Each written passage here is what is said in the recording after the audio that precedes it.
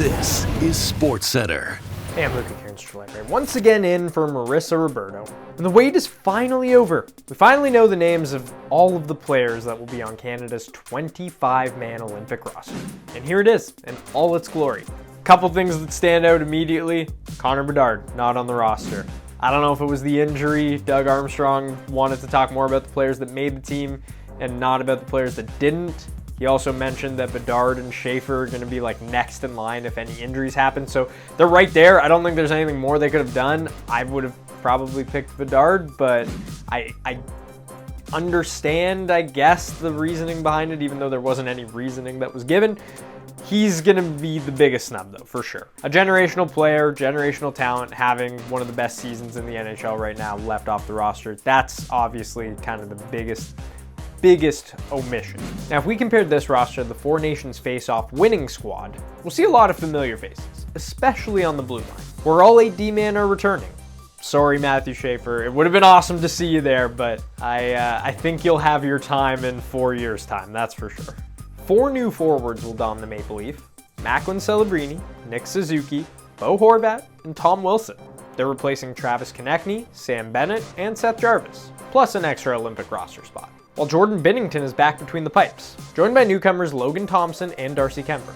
The goalie questions are not going to end here because Binnington is having arguably the worst season of any goalie right now in the NHL outside of Linus Ullmark. So the goalie questions are going to continue. Does he start in Canada's first game? Do you give him a matchup that's a little easier to get him back into big game playing? Doug Armstrong kind of alluded to the Blues being the problem this year and not Binnington's play. I think the numbers say that it's been more Binnington than the Blues, quite frankly, but he was never not going to be on the roster. The question, though, is now, how long is the leash? Does he start the opener? Because Logan Thompson has been the best Canadian goalie by far. And one of those new additions was Tom Wilson, who raised a few eyebrows from Canadian fans, expecting Bennett to resume his role as Canada's rugged forward. Hello? Hey Don, how's it going?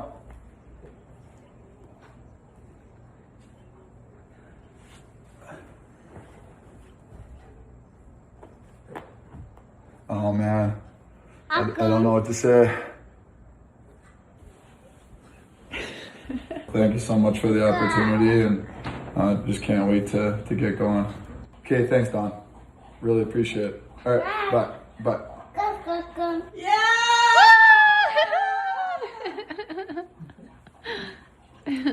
This is what it's all about. These hockey players have been waiting a long time to return to the Olympics, and a guy like Tom Wilson probably never thought he would represent Canada at the Olympics, so phone calls to players like that mean a little more. And while there was a lot of excitement for the new players, young and old, there were also some very notable omissions.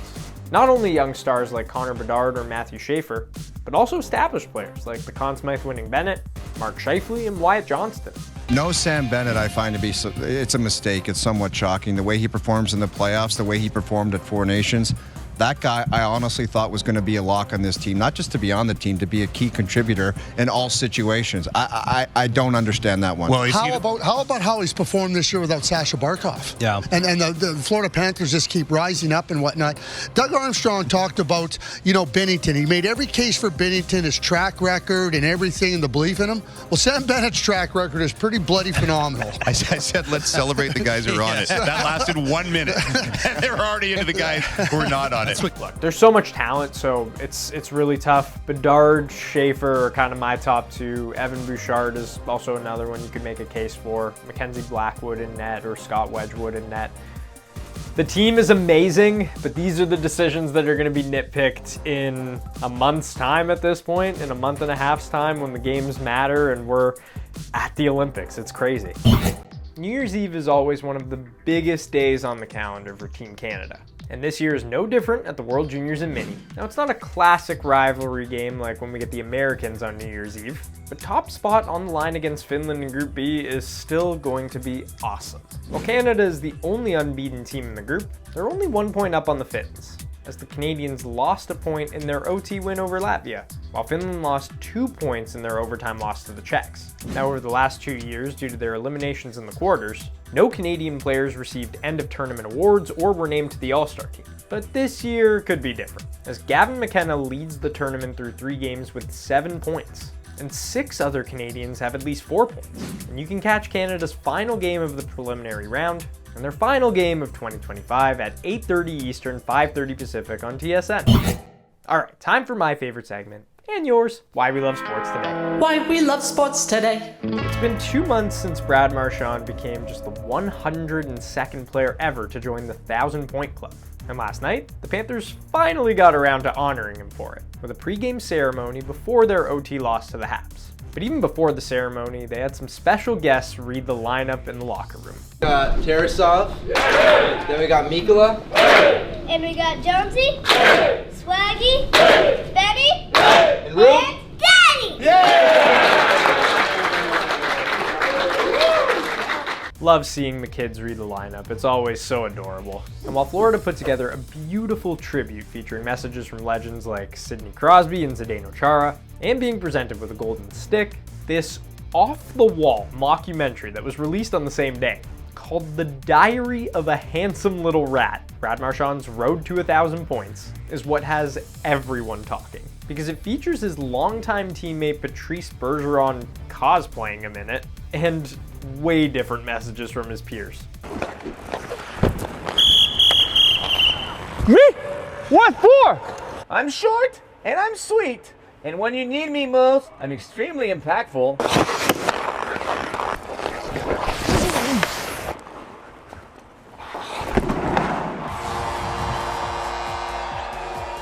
But I wouldn't call my charity work a sacrifice. But after being in the league this long, rivals started to respect me. Hey Marchie, congratulations on 1,000 points, you face-licking mother. I can see though, once you get a taste for greatness, your career really took off. People always say you hate playing against Marshy, but you love playing with him. I did both, and I hated both. December 29th, 2015, the day you ducked under me, flipped me over your back, and got suspended for 3 games. You'd probably have 2,000 points right now if it wasn't for all the dumb shit that you did in your career. Marshy, you little rat. Damn, did we have some good battles. Still have the hickey left as a constant reminder that you're the worst player I ever played against. If it wasn't for me, you're probably stuck at 900 still. Truthfully, teams should do this for every player that reaches a major milestone, because between Callahan and Komarov and Bobby Lou had me howling. I watched this like 6 times. It was incredible. Leo Komarov's performance, like, give the man an Oscar. The college football playoffs reignite tonight on TSN when the University of Miami Hurricanes battle the defending champs, Ohio State Buckeyes. And Cotton Bowl action from Arlington, Texas. Miami is coming off of a defensive showdown with Texas A&M that saw them upset the 7 seed thanks to a go-ahead touchdown from Malachi Toney. Undoubtedly, no, they're not going to give it again. They're going to give it to Toney.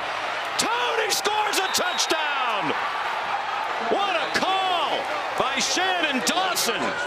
Beautifully executed. While the splash play came from an offensive player, it was really the defense that shined. In particular, defensive end Ruben Bain. After recording just 4.5 sacks through 12 games this season, Bain managed to bring down Aggies quarterback Marcel Reed 3 times. This accounted for nearly half of Miami's 7 total sacks on the game, on a day that they only allowed 3 total points against. Meanwhile, Ohio State's title defense starts now. After bulldozing their way through Tennessee, number 1 seed Oregon and number 3 seed Texas last year, the number 6 seed Buckeyes defeated Notre Dame convincingly in the Natty, securing the school's 9th national title, but is a 10th on the horizon. It's certainly possible considering the number 1 defense of last year actually improved in yards and points per game allowed, to once again finish first in the nation in both categories. To say Ohio State is well rested would be an understatement, as they haven't played football since December 6th, when they suffered a heart-wrenching 13-10 loss to Indiana in the Big Ten Championship. To put things into perspective, that means Ohio State hasn't won a football game in over a month. Despite all that, Ohio State remains the favorite to win it all, finishing slightly ahead of the Big Ten Championship combatant Indiana at plus 195 odds. Consider this game as the college football playoffs appetizer, because we've got 3 more courses tomorrow. Make sure you're tuned into TSN throughout the day so you don't miss a minute of the action. The Raptors are coming off of a pair of impressive comeback wins at home. First, overcoming Stephen Curry's 39 points on Sunday, before storming back against Orlando for a 1-point win the following night. The wins have given Toronto a bit of breathing room in the East standings, a game and a half out of the play-in zone, and within striking distance of both Boston and New York in the Atlantic. They can gain some more ground tonight when they host the always dangerous Nuggets on New Year's Eve, and they're catching a bit of a break tonight, as the Nuggets learned yesterday that they'll be without their perennial MVP candidate, Nikola Jokic, for at least the next 4 weeks. Denver's considering this better news than expected overall, after he left Monday's loss to Miami in significant pain, but it appears all his ligaments in his knee are intact. With more on what Joker's absence means big picture and for tonight, we're bringing in our gambling guru, Wes Chang. Thanks for joining us, Wes. Thanks for having me, Luca. Okay, Wes, just like the last couple of years, SGA and Jokic have been neck and neck in the MVP race, just like this season. How much has Joker's injury affected the MVP odds at FanDuel? And how much do they improve Shea's chance at repeating as MVP? Jokic's injury changes everything. He was actually the front runner to win MVP after his massive Christmas Day performance, but now that he's essentially out of contention, SGA's gone from a less than 50% chance to win MVP to now right around 80% on FanDuel. This was once a 5-horse race for MVP. Jokic now likely doesn't hit that 65-game floor. Wemby can only miss 6 more games. Giannis can only miss 4 more games. So by default, Luka, SJ are really the only 2 guys left. And with how historic OKC has been so far this season, trying to chase the all-time wins record, even if they fall somewhere around 70 wins, I think their dominance is just going to be too hard to ignore and not anoint SJ MVP. And as for tonight, with Jokic on the shelf, has anything caught your eye for a best bet that could take advantage of his absence? I like Sandro Mamakashvili to go over his scoring prop. With Jokic out of the lineup and JV replacing him, their defense goes from average to worse. JV, not the guy that he once was. Mobility is going to be a challenge for them. Transition is also going to be an issue for them. 2 areas of strength for Sandro. Jakob Poeltl's also been out of the lineup, and in these 5 games where Sandro's filled in as a starter, he's covered this prop in every single one. He's averaged 16.4 points per game.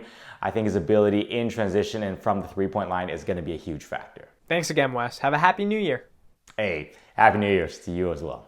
That's all for today. I'll be right back here tomorrow at 3 Eastern, noon Pacific. Have a happy new year.